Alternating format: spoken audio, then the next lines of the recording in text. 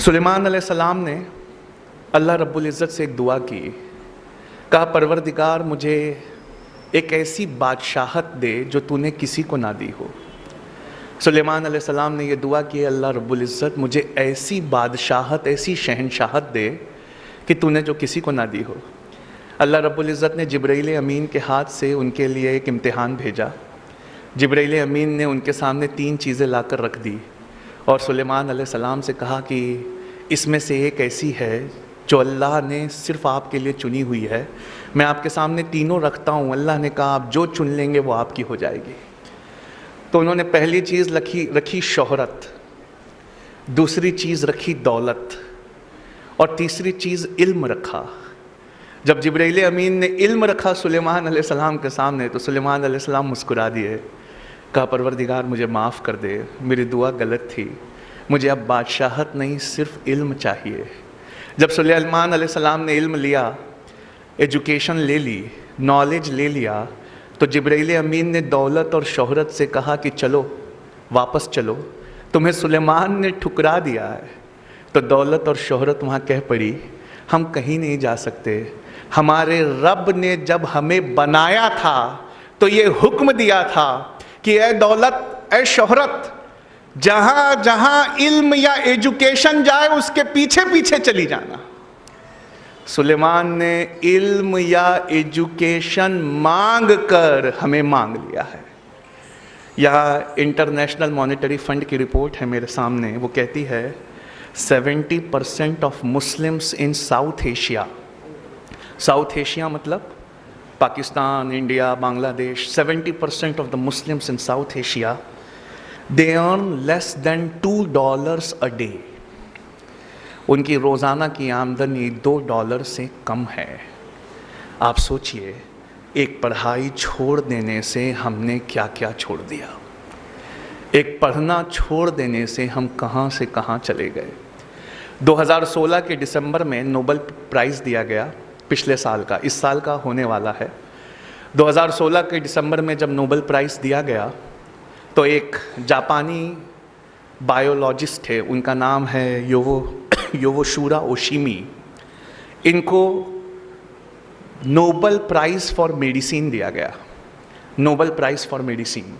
योवोशुरा ओशिमी की से पूछा गया कि आपने ऐसी क्या चीज़ बनाई है कि दुनिया का सबसे बड़ा इनाम नोबेल प्राइज़ आपको दिया जा रहा है।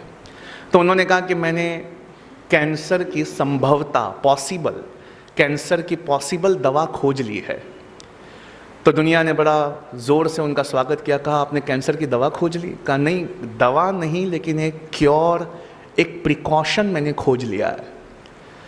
तो दुनिया ने पूछा बताइए ऐसा क्या किया जाए जिससे कैंसर नहीं होता। तो उन्होंने कहा कि जब हम भूखा रहते हैं और हमारी बॉडी के न्यूट्रिएंट्स ख़त्म होने लगते हैं, जब हम भूखा रहते हैं तो हमारे जिस्म के सड़े गले हिस्से को हमारी बॉडी खाने लगती है। जिस्म के सड़े गले हिस्से को हमारी बॉडी खाने लगती है। इसे ऑटोफैगी कहते हैं। अगर आप चाहते हैं कि आपके जिस्म के अंदर के गलीच हिस्सों को, सड़े गले हिस्सों को आपका जिस्म खा ले, तो आपको भूखा रहना चाहिए। ये खोज मैंने की है। जब बॉडी ऐसे हिस्सों को खाने लगेगी तब कैंसर का क्वांटम या परसेंटेज कम हो जाता है। कहा डॉक्टर योवोशुरा ओशिमी, एक इंसान को साल भर में कितने दिन भूखा रहना चाहिए कि उसमें कैंसर ना पाया जाए? तो उन्होंने कहा 20-25 दिन, तकरीबन 9 से 10 घंटे भूखा रह जाए अगर, तो उसकी बॉडी उसके हिस्सों को खा लेगी, उसे कैंसर नहीं होगा। या रसूल अल्लाह सल्लल्लाहु अलैहि वसल्लम, आज समझ में आया आपने मोमिन पर रोज़े फ़र्ज क्यों किए। आज समझ में आया।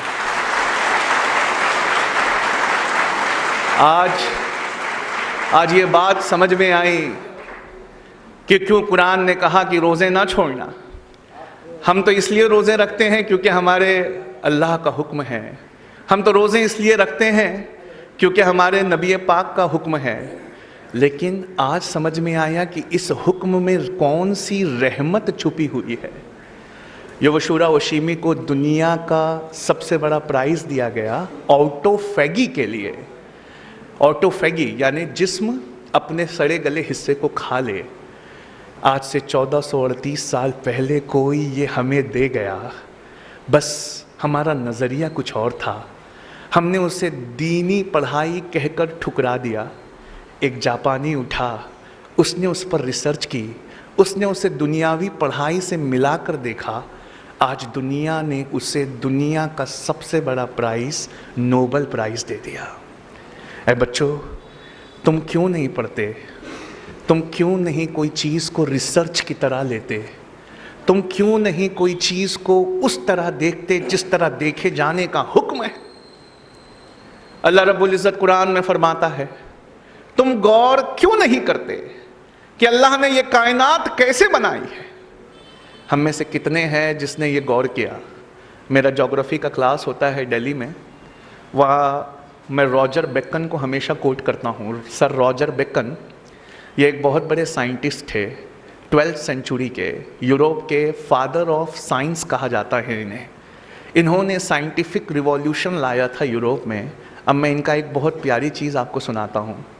सर रॉजर बेकन कहते हैं, बेशक थोड़ा साइंस और थोड़ी फिलॉसफी हमें अल्लाह से दूर ले जाती है। थोड़ा साइंस और थोड़ी फिलॉसफी हमें ईश्वर या गॉड से वो दूर ले जाती है, पर बहुत सारा साइंस और बहुत सारी फिलॉसफी हमें खुदा के बेहद करीब ले आती है। अगर मैं आपसे पूछूं कि क्या अल्लाह है, तो आप में से अक्सर और बेशतर लोग कहेंगे हाँ है। पर अगर मैं आपसे दूसरा सवाल करूं, उसका क्या सबूत है कि अल्लाह है, तो आप कहेंगे बहुत सारे लोग, ये ईमान का मसला है, हमारा ईमान मजबूत है। लेकिन अगर कोई मुझसे पूछे कि अल्लाह है, इसका क्या सबूत है, तो मैं कहूँ कि ये सबूत तो इसी टेबल पे रखा हुआ है। कहा कैसे? 7th स्टैंडर्ड में टीचरों ने पढ़ाया था साइंस की क्लास में, 7th ग्रेड में, ऑक्सीजन सपोर्ट्स बर्निंग। ऑक्सीजन जलाने में मदद करता है। आपने वो एक्सपेरिमेंट किया है ना, कैंडल वाला? एक कैंडल को रखिए, आग लगाइए, उसके ऊपर कुछ ढक दीजिए, जब ऑक्सीजन ख़त्म होगा तो कैंडल भी बुझ जाएगी। तो ऑक्सीजन सपोर्ट्स बर्निंग। और नासा से पूछा कि कौन सा फ्यूल यूज़ करते हो अपने रॉकेट्स में, रॉकेट में ऐसी कौन सी चीज़ यूज़ करते हो कि रॉकेट आसमान में चला जाए? तो वो कहते हैं हाइड्रोजन। कहा hydrogen is the most combustible substance on earth. Hydrogen bomb भी दुनिया के सबसे ताकतवर बॉम्ब में से एक होता है। यानी एक अति ज्वलनशील है, एक जलता ऐसे है कि रॉकेट को ले जाए या पूरा का पूरा टाउन बर्बाद कर दे, हाइड्रोजन।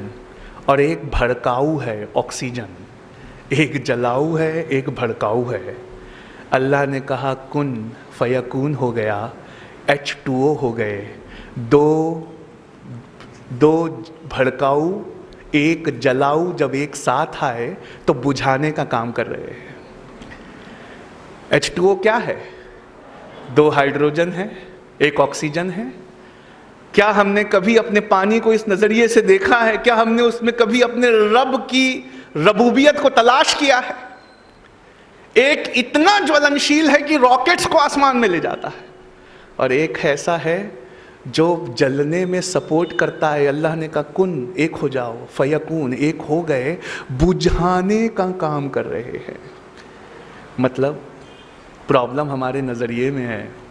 हमने दीन और दुनिया को बांट दिया, सोचा कि दीन की पढ़ाई कुछ और है, दुनिया की पढ़ाई कुछ और है। दरअसल ऐसा नहीं है।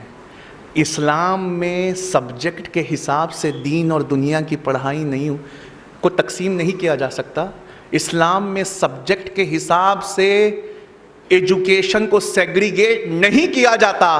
इस्लाम में नीयत के हिसाब से पढ़ाई को सेग्रीगेट किया जाता है। एक एग्ज़ाम्पल देना चाहूँगा। मान लीजिए हम में से कोई आलिमत का कोर्स कर रहा है, वो कुरान और हदीस पढ़ रहा है, लेकिन उसकी नीयत ये है कि मैं बड़ा होकर कुरान और हदीस सुना कर पैसे कमाऊँगा। तो बताइए अब वो दीनी पढ़ाई हुई कि दुनियावी पढ़ाई हुई? दुनियावी हुई।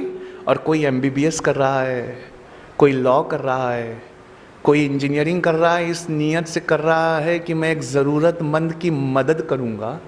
तो क्या ये दीनी पढ़ाई हुई कि दुनियावी पढ़ाई हुई? ये दीनी पढ़ाई हुई। मतलब साफ है बच्चों, जो आप पढ़ रहे हो उसमें एक अच्छी सी नीयत जोड़ लीजिए। मेरी पढ़ाई, मेरी रिसर्च, ए अल्लाह, दुनिया के दबे हुए कुचले हुए लोगों के लिए है, मैं उनको एम्पावर करूंगा।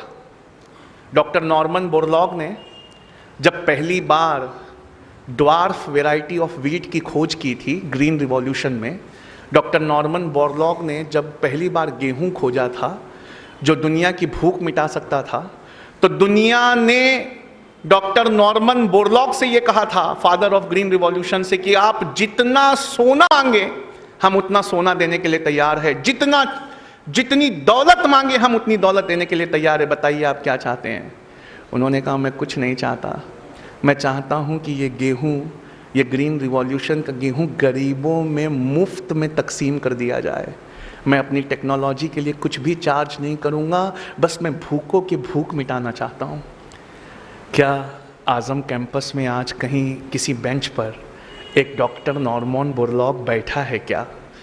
क्या आप में से किसी एक के दिल में ऐसी नीयत है क्या कि मैं अगर दुनिया में कुछ बहुत अच्छा पाया तो मैं वो इस दुनिया के लिए छोड़ जाऊंगा?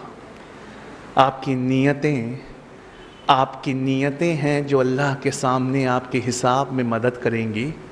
बुखारी की पहली हदीस अल अमालु बिन्निया है, अमल का सारा दारोमदार नीयत पर है।